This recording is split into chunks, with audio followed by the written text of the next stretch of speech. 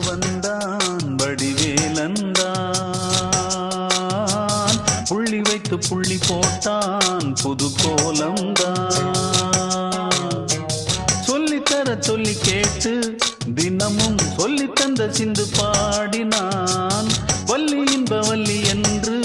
தினமும் முல்லைக்கரம் கொண்டு சூடினான் வள்ளி வள்ளி என வந்தான் வடிவேலந்தான்